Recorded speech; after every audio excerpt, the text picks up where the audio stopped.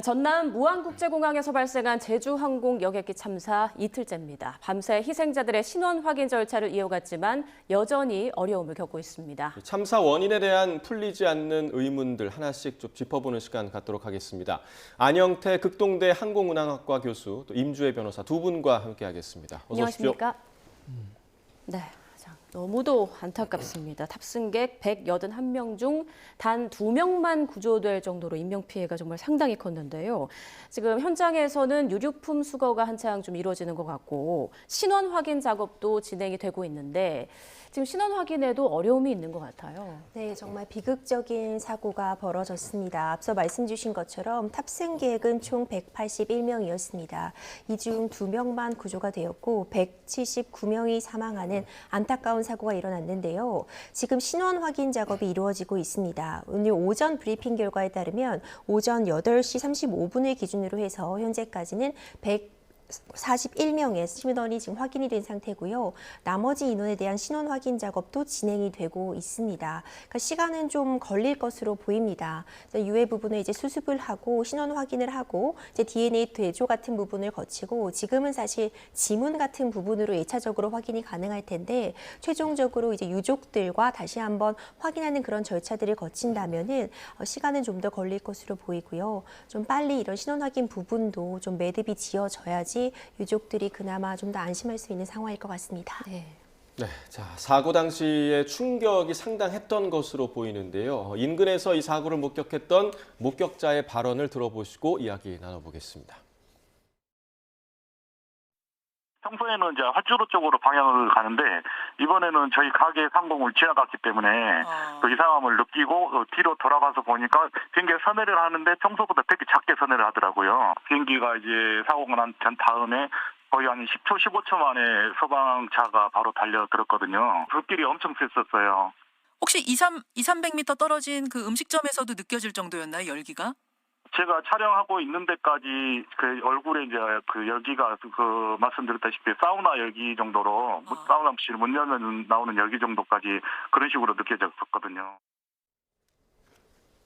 네, 그러니까 폭발 후에 화재가 발생하면서 200~300m 떨어진 곳에서도 사우나 수준의 열기를 느낄 정도였다라는 목격자의 목격담이었는데 정말 좀 믿어지지 않을 정도의 사고였는데 이렇게 충돌을 했을 경우 얼마나 좀 충격이 컸다라고 좀 추정을 저희가 좀 해볼 수 있을까요?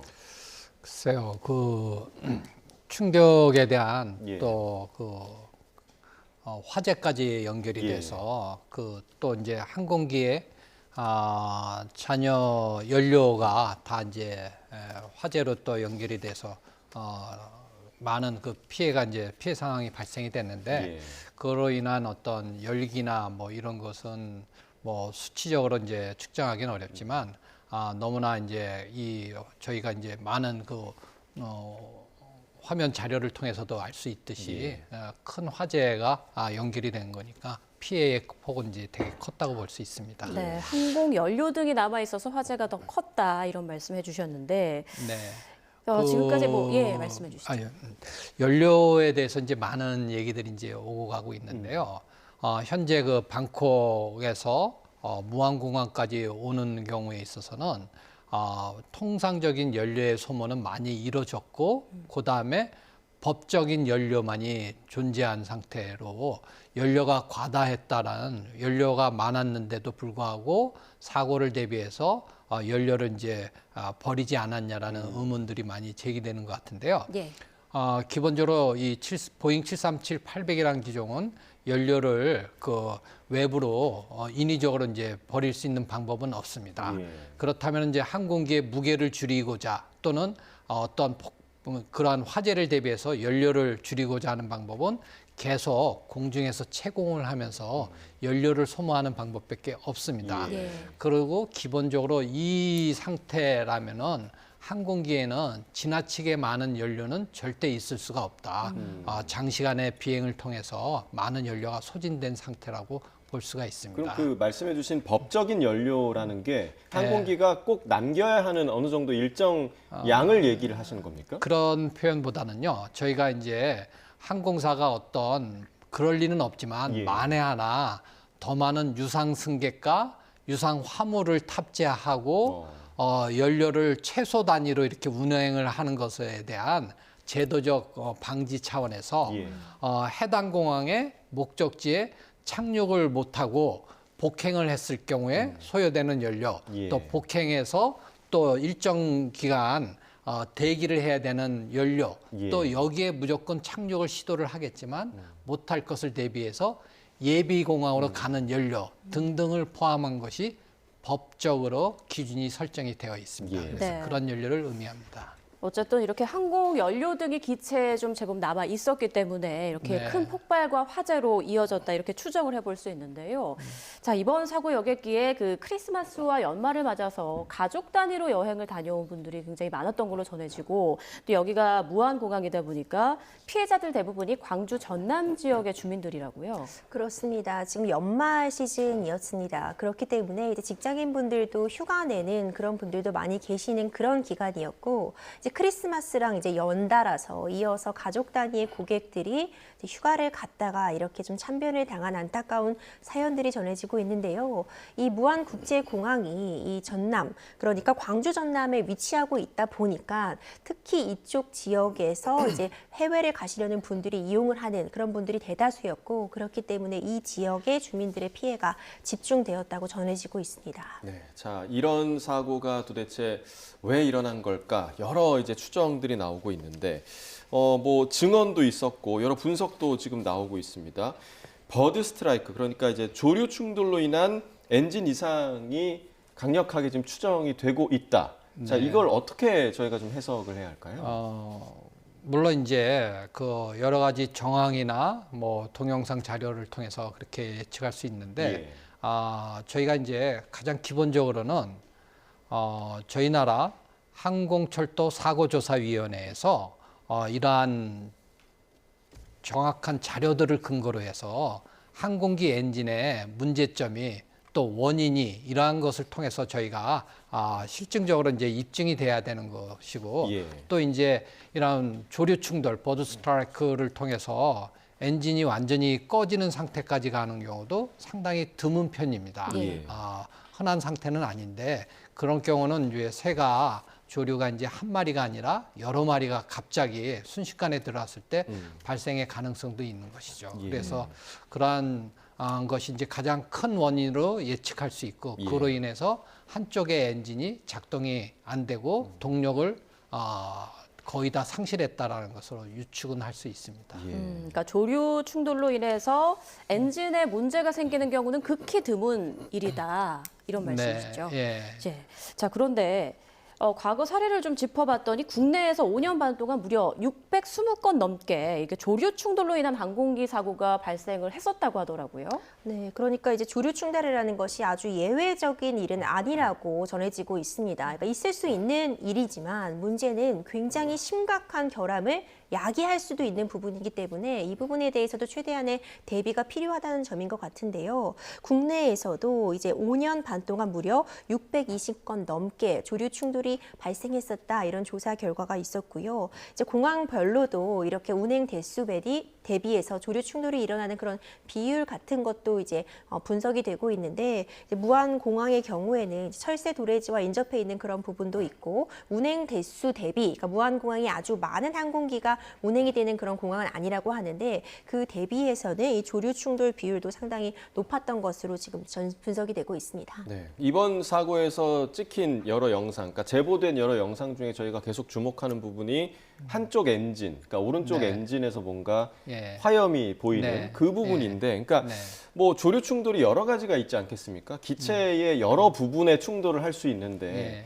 그러니까 가장 위험한 상황은 엔진에 빨려 들어가는 그 순간이라고 보면 되는 건가요? 네, 그런 경우가 있겠고, 또 하나는 그 항공기 전면 부리에 부딪혀 갖고, 예. 만약에 그게 이제 사실은 깨진다는 표현보다는 찢어진다는 표현을 할 수 있거든요. 예. 그래서 그게 되게 통상 항공기 전면 그 윈도우는 6 내지 7겹으로 되어 있는데, 예. 그게 전부 이제 크랙 가거나 뭐 찢어져서 그게 이제 노출이 되면은 조종석 내에 아주 심각한 상황이 초래될 수 있겠죠. 예. 네. 그럼 지금 보시는 것처럼 엔진에 만약에 빨려 들어가게 되면 저렇게 네. 화염이 날 수 있는 상황이 되는 겁니까? 그거는 이제 조류보다는요, 저거로 인해서 엔진에 있는 수많은 블레이드가 있습니다. 예. 그게 이제 부러져거나 크랙이 돼서 그게 이제 뒤로 날아가면서 뭐 연료 나즐이나 연료선이나 예. 아니면 유압선들을 이렇게 쳐갖고 그게 새게 되기 때문에 새서 그 고온으로 인해서 발생되는 화재라고 볼 수 있습니다. 그러니까 예. 예, 저희가 이제 흔히 말하는 폭발이라는 표현은 잘못된 표현이라고 볼 수 있고 예. 저 상황으로 인해서 내부의 문제로 인해서 물론 이제 엄청난 고압, 고온이 이루어지는 엔진이기 때문에 화재가 이제 발생이 된 것이라고 볼 수 있죠. 그러니까 조류 충돌로 이제 시작이 됐지만 네. 연쇄적으로 다른 기관에도 네. 좀 문제가 이렇게 생겨서 예. 화염이 나타났을 수 있다. 네, 이런 말씀이시죠.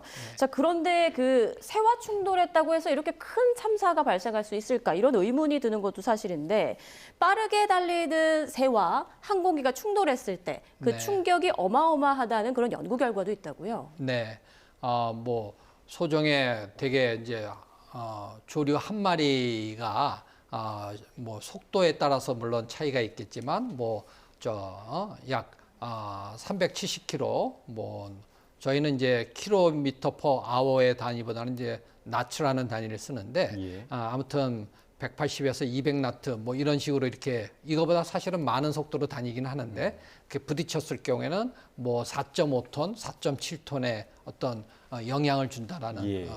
수치 물리적 그 결과도 있습니다. 예.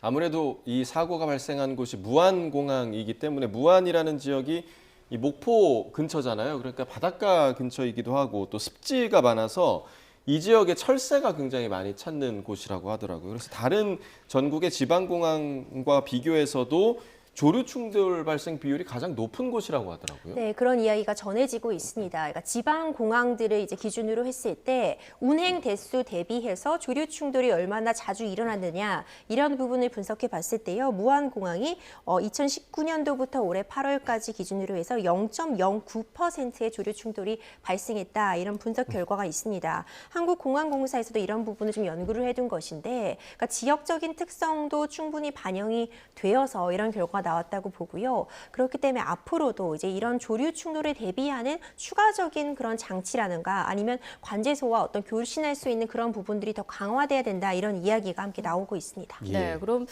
지금 무안공항에는 이런 조류 충돌을 예방할 수 있는 어떤 시스템이 좀 부족하다라고 볼 수 있나요? 어떻습니까? 이제 도류 탐지를 할 수 있는 부분은 레이더라던가 아니면 열 화상 감지 기기 이런 부분이 있다고 전해지고 있는데 네. 우리나라에서는 이제 김포나 김해, 제주에는 열 화상으로 감지할 수 있는 조류에 대한 그런 부분은 마련이 되어 있다고 지금 전해지고 있는데 무안공항에는 이제 이런 부분 어떤 탐지 기기는 지금 제대로 작동하지 않고 그러니까 없었던 것으로 좀 조사가 되고 있는데 이 부분도 추가적으로 어떤 방식으로 무안공항에서 조류 충돌에 대비한 그 시스템을 갖고 있었는지는 좀 조사가 필요해 보입니다. 네. 보편적으로 이제 모든 공항마다 이런 조류들의 위험성이 있기 때문에 예. 해당 공항에서는 뭐 산탄총처럼 그런 것을 통해서 총소리를 통해서 조류를 쫓거나 또는 맹수 소리 또는 맹금류 소리를 틀어갖고 활주로 부근에 있는 조류들을 쫓는 방법들도 있고 또 항공기 자체는 이륙과 착륙 단계에서 라이트들을 전부 킵니다. 예. 그래서 새들이 큰 불빛을 보면은 회피해가는 성향들이 있기 때문에 예. 그러한 충돌을 좀 방지하거나 예방하는 차원들이 있습니다. 그런 장치도 있고 인력도 있더라고요. BAT라는 인력이 예. 있다고 하는데 이분들은 어떤 역할을 하는 그게 건가요? 이제 조금 전에 말씀드린 그러니까 새들 조류에 대한 그 경고를 해주는 팀으로서 예. 그 사람들이 이제 나가서 조류들이 뭐 심각하게 많이 보인다 그러면 쫓는 또는 주기적으로 또 총을 쏴서 새들한테 직접 쏘는 게 아니라 총소리를 통해서 도망갈 수 있도록 예. 그렇게 제거하는 그런 팀을 말합니다. 네. 자, 사고 당시 상황을 한번 좀 조목조목 보겠습니다. 관제탑이 여객기가 첫 번째로 착륙하기 직전에 이제 조류 충돌을 주의하라고 경고를 줬고, 그 경고 뒤 2분 뒤에 조난 신고인 메이데이를 요청했다고 하더라고요. 이 메이데이라는 게 정확히 어떤 건가요? 그러니까 굉장히 급박한 구조 요청 신호라고 합니다. 굉장히 급박하게 이루어졌다는 부분이 시간을 보더라도 알 수 있는 것 같습니다. 먼저 이 비행기는요, 8시 54분에 활주로 방향으로 일단 착륙을 시도했습니다. 하지만 어떤 일에선지 이제 착륙이 이루어지지 못했고 다시 이제 이륙을 하게 되었는데, 그 이후에 3분 후에 8시 57분에 관제탑에서 조류 충돌 경고가 내려졌습니다. 이제 경고라는 표현이 사용되긴 했지만 일반적으로 이제 조류가 충돌할 수 있다는 것을 이렇게 정보를 전달하는 그런 형태로서 조류가 충돌할 수 있으니까 조심하라, 조류가 충돌할 수 있는 지역이다, 이런 부분에 안내를 했다고 전해지고 있고요.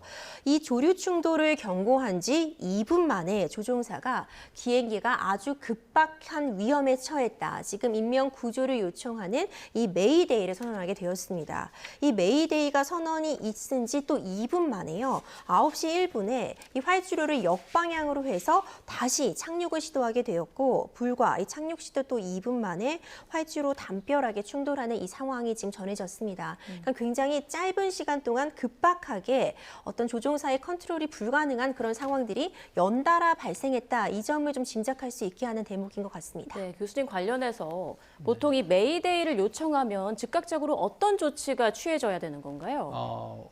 변호사님께서도 정확하게 잘 설명해 주셨지만, 그 메이데이라는 것은 그 항공기에서 예를 들면 한쪽 엔진에 화재가 났다, 또는 모든 엔진이 동력을 상실했다, 또는 항공기에 제공되는 모든 전력이 상실됐다, 또는 기내에서 위급한 환자가 갑자기 발생됐다 라는 식으로 해서 항공기의 정상적 운항이 어려울 경우에 발표되는 그 선언하는 용어입니다. 예. 그래서 이러한 것을 선언을 했을 경우에는 모든 항공기들보다도 우선적으로 해당 항공기를 착륙을 시키는 것을 관제에서는 적극적으로 유도를 해줍니다. 그래서 이러한 메이데이라는 선포는 상당히 조심스럽게 임무기장이 특별한 실질적으로 해당 상황이 발생되면은 발표를 하는 것이지, 선언을 하는 것이지, 이거를 이제 남발할 수는 절대 없습니다. 그럼 그러면, 메이데이를 선언할 때 그 구체적인 상황들도 보통 같이 이야기를 하나요? 어떻습니까? 네, 그렇습니다. 그래서 일단은 우선적으로 메이데이를 선포를 하고요. 뭐 due to 뭐뭐뭐, 그래서 엔진 파이어 뭐 이런 식으로 뭐 이제 때문에 지금 이렇다. 예. 그렇게 해야지. 그러면 그 관제탑에서 이 얘기를 들었을 가능성도 있지 않나요? 뭐 때문에 지금 상황이 이렇다. 그거는 뭐 녹음된 것을 이제 확인을 해봐야 되겠지만, 일단은 우선적으로 메이데이라는 선포를 통해서만 해도 모든 것을 다, 지금 이제 그렇다면은 되게 긴박한 상황이기 때문에 무슨 이유냐, 어떤 상태냐라는 것을 자세하게 물어볼 여유는 서로 없는 것으로 판단이 됩니다. 서로 여유가 네. 없었을 상황이었을 네. 수 있다라는 네, 말씀이시죠. 그렇습니다. 뭔가 이 비행기에 문제가 생겼을 때 네. 관제탑과 소통하는 과정에서도 오류가 생길 수가 있습니까? 뭔가 비행기의 문제로 인해서? 그렇지는 않습니다. 조종사가 매우 어렵고 긴박한 상황이기 때문에 되게 좀 짤막하게 어떤 상황이다 얘기를 하면은 관제사는 뭐 직접적인 조종사는 아니지만 운항의 상황에 대해서 많이 이해를 하고 있는 분들이기 때문에 그것에 대해서는 소통의 문제점은 뭐 거의 없다고 볼 수 있습니다. 네, 일단 음성 기록 장치 그리고 비행 기록 장치를 좀 분석을 해봐야 정확한 상황을 알 수 있을 것 같은데, 자, 오늘 이걸 김포공항 시험 분석센터로 이제 이동해서 조사가 이루어진다고 하니까 좀 결과가 나와봐야 알 것 같고요. 그런데 교수님, 그 랜딩 기어 이야기가 많이 나오더라고요. 이게 뒷바퀴를 내리지 않은 채 활주로에 착륙하다가 사고가 난 것으로 보인다, 이런 추정이 나오고 있는데 어떻게 해서 이런 상황이 벌어진 거라고 예상을 하고 계십니까? 그 사고 중에 그 사고의 뭐 원인은 뭐 수백 가지가 될 수 있는데 착륙 장치에 그 내려지지 않음으로 인해서 사고 났다고는 보지는 않습니다. 여러 가지 이유가 있고, 또 이제 그 접근해서 착륙하는 상태에서의 속도가 워낙 많았기 때문에 그 속도에 대한 제어가 충분하게 이루어지지 않아서 결과론적으로는 벽이랑 부딪혀갖고 예. 또 하필이면 연료의 잔여로 인해서 그게 이제 화재가 된 것인데 랜딩 기어가 착륙 장치가 내려지지 않았던 것에 대해서는 저희 입장에서는 되게 항공기가 심각한 상태였다. 저희가 현재로서는 알 수 없는 즉 한쪽 엔진만의 동력 손실이 아니라 다른 쪽 엔진에도 문제가 있을 가능성이 높다라고 판단할 수 있습니다. 예. 그러기 때문에 임무 기장은 저희가 통상 접근해서 착륙을 시도해서 안 됐을 경우에는 복행, 고라운드를 실시해서 예. 다시 바로 착륙을 시도하는 것이 아니라 대기 장주가 있습니다. 대기 장주로 가서 거기서 고도를 취하면서 모든 항공기에 그 점검을 하고 또 조치를 하는 그 상태에서 다시 준비가 되면은 들어오는 그러한 절차가 있는데 지금은 이제 많은 화면상에 그냥 동그랗게 서클식으로만 그렸는데 그러한 접근 절차는 항공에서는 이루어지는 것은 없습니다. 그런데 그러한 것으로 가는 것은 항공기 조종석 내에 그 화면상에 다 뜹니다. 그래서 조종사는 당연히 길을 잃거나 그럴 일도 없고 그쪽으로 가게 되어 있음에도 불구하고 반대편 활주로로 선회를 해서 착륙을 시도했다는 것은 항공기에 저희가 아직 모르는 되게 심각한 상황이 있었기 때문에 그리고 그거로 인해서 기어조차 내릴 수 없는 그러한 조건이었기 때문에 이러한 것을 시도를 했지 않았나 생각이 됩니다. 아예 상황 자체가 기어조차 네. 내릴 수 없었던 네. 예. 상황이었을 것이다라고 네. 지금 추정을 해 주셨고요. 네. 자, 지금 저희가 이제 그 현장에 저희 취재 기자가 유가족의 동의를 받고 받게 된 카카오톡 메시지 하나를 좀 함께 좀 보실 텐데요. 한번 좀 띄워 주시죠.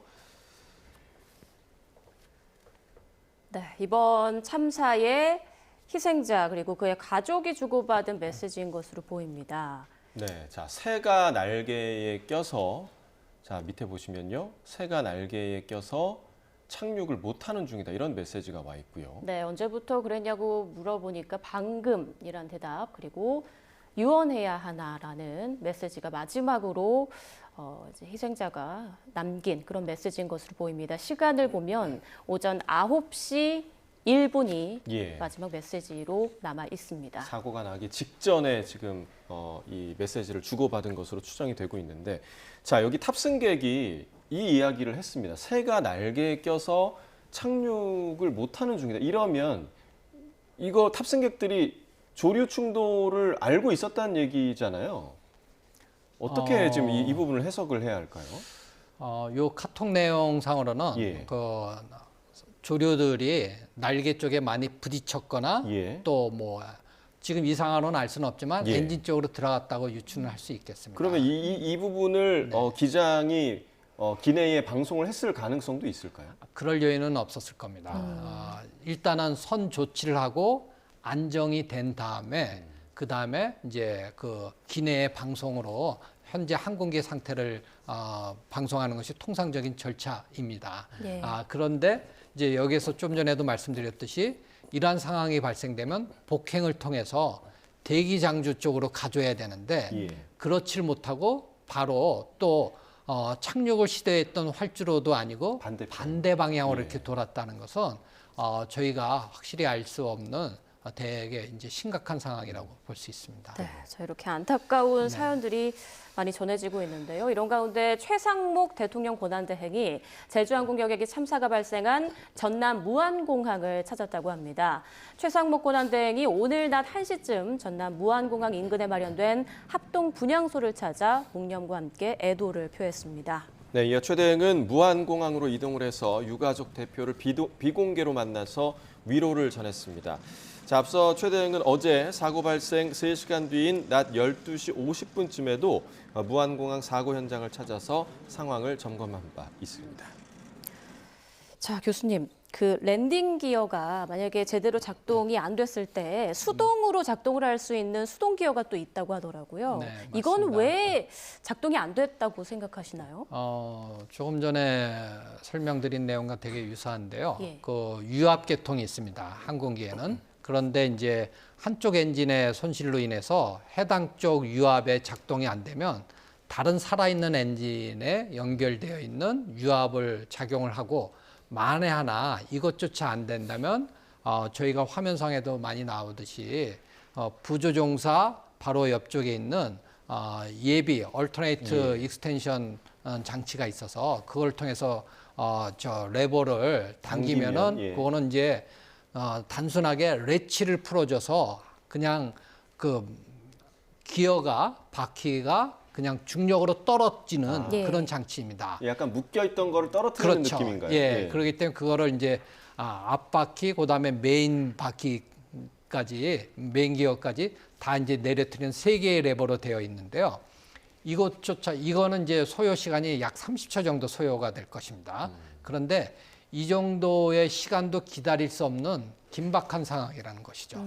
이거는 부조종사의 바로 옆에 있어서 부조종사들이 실제 이런 실전 연습도 많이 합니다. 예. 그런데 더욱 중요한 것은 기장 또한 이것을 직접 열고 내리는 그런 연습까지 합니다. 그래서 누구나가 다 운항승무원이라면 이러한 조종을 다 할 수 있는 그러한 지식과 절차를 습득하고 있는 상태임에도 불구하고 하지 못했다는 좀 안타까운 현실입니다. 네.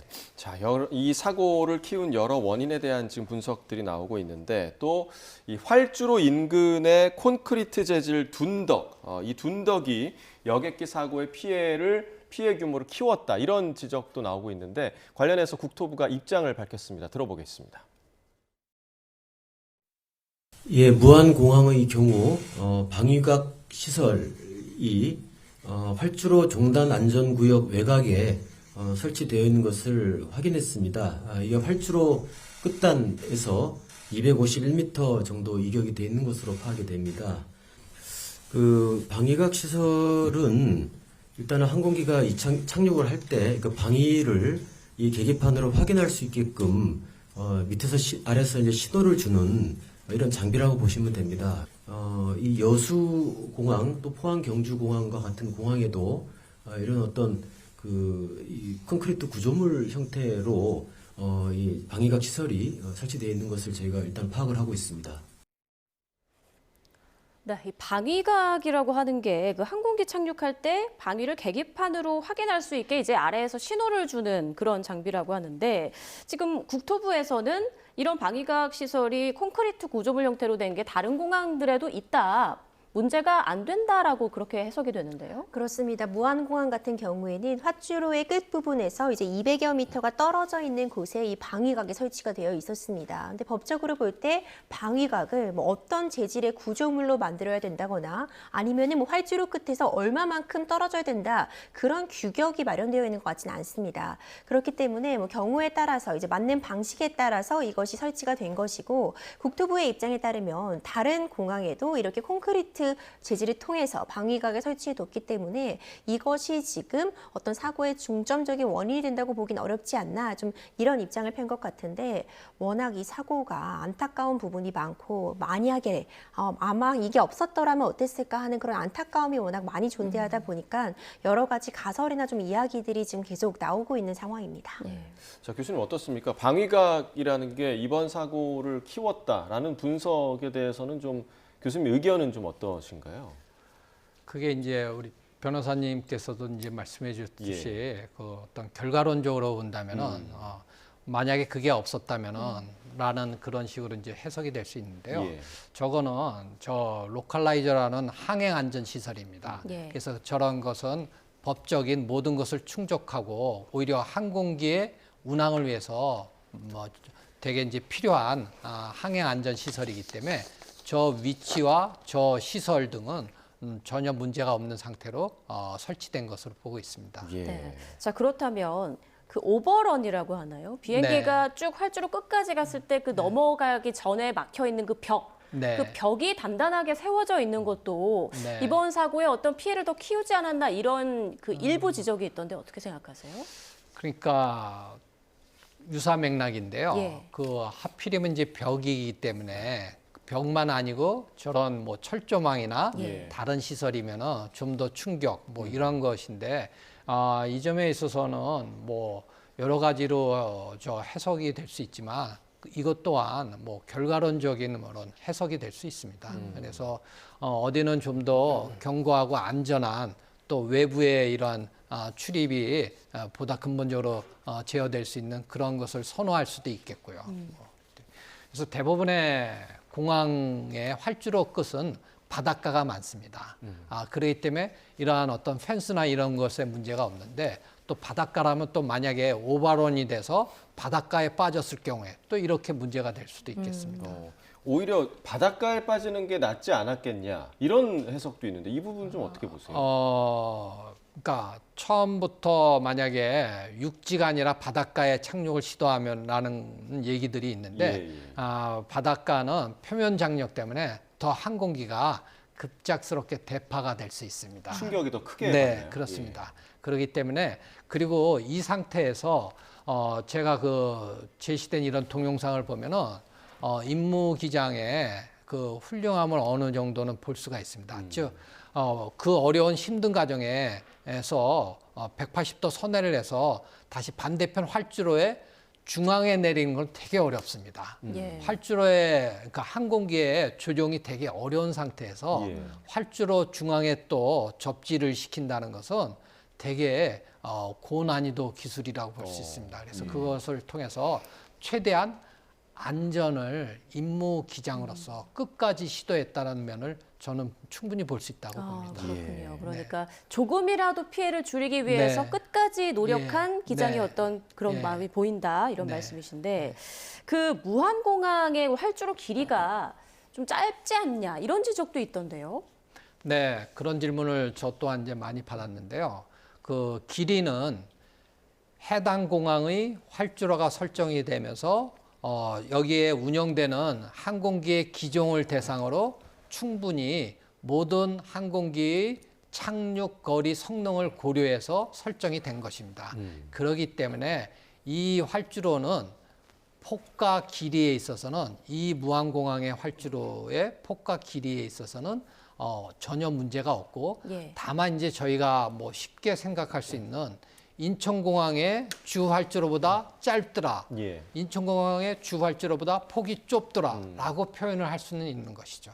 인천공항과는 근데 또 비교할 수 없는 상황이기도 그렇죠. 하고요. 예. 네. 예. 알겠습니다. 다른 지방공항보다 지금 보시는 것처럼 그래도 활주로 길이가 긴 거를 여러분께서 좀 확인하실 수가 있고 또 비행기의 뭐 연식 그러니까 사용 연수 15년 된 항공기였다 뭐 이런 지적이 나오고 있는데 뭐 항공기의 단순 연령보다는 실제로 이 비행기가 어느 정도 비행 시간을 가졌느냐 그리고 이착륙 횟수가 어땠느냐 이 부분도 좀 중요하지 않을까 생각했는데 관련해서 국토부의 입장 함께 들어보겠습니다. 예, 그 제주공항의 그 항공기 가동률이 높은 거는 사실은 통계로 나오는 수치입니다.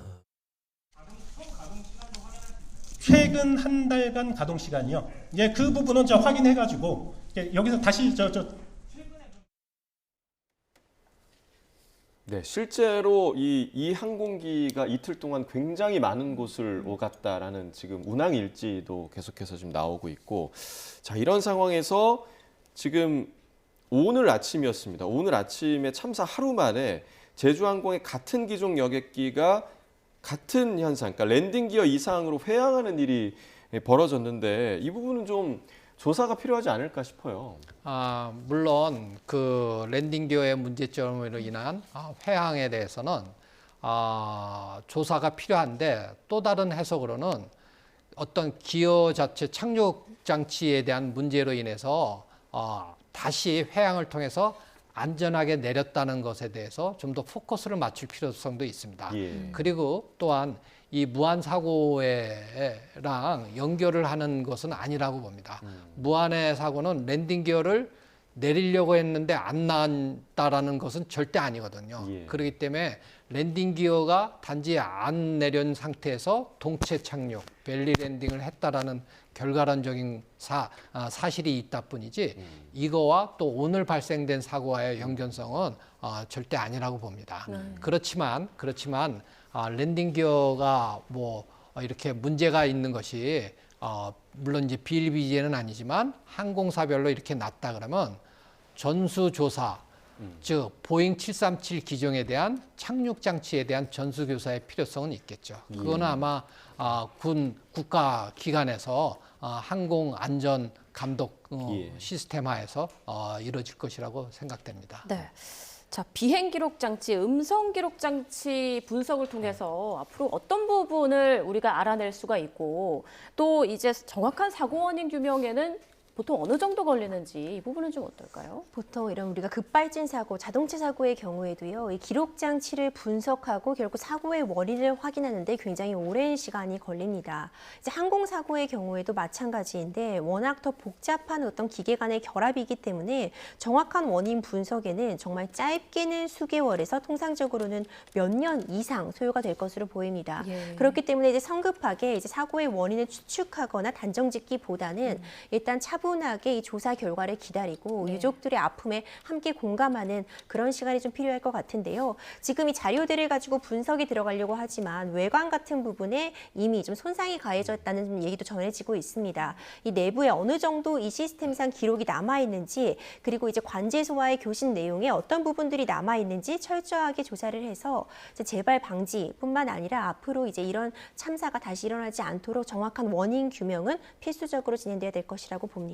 네, 알겠습니다. 비행 기록 예. 장치에 대해서 잘 설명해 주셨지만 조금만 더 부연을 드린다면은 비행 기록 장치에는 항공기의 엔진의 상태, 그렇기 때문에 이 비행 기록 장치 FDR을 통해서 철저하게 분석을 할 수가 있습니다. 그다음에 항공기의 자세, 뭐 피치, 또 뭐 선의 정도, 그다음에 뭐 항공기에 있는 다양한 그 장치들, 그거의 상태들까지도 다 분석을 할 수가 있고 이것을 또 3D로 분석을 해서 이 당시에 고도와 활주로로부터 거리 얼마 상에서 또 몇 시 몇 분 몇 초에서 어떠한 자세로서 어떠한 추력으로서 또 양쪽 엔진 간에 그런 것들을 다 알 수가 있고요.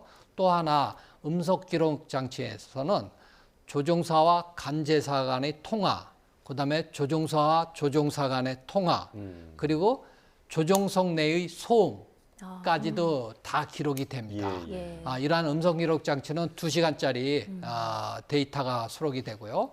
비행 기록 장치는 25시간짜리 자료가 기록이 됩니다. 디지털화돼서요. 그렇기 때문에 이러한 것을 저희 모두가 궁금하고 알고 싶어하는 면은 있지만 시간을 충분히 줘서 정확한 분석이 이루어지도록 해야 하는 것이 가장 사고의 원인을 분석하는 데 도움이 될 것이라고 생각이 됩니다. 네, 어떤 정확한 사고 원인이 나오기 전까지 섣부른 예상, 어떤 판단을 하지는 말아야 한다라는 거 명심해야 되겠습니다. 지금까지 안영태 극동대 항공운항학과 교수, 임주혜 변호사와 함께했습니다. 두 분 고맙습니다.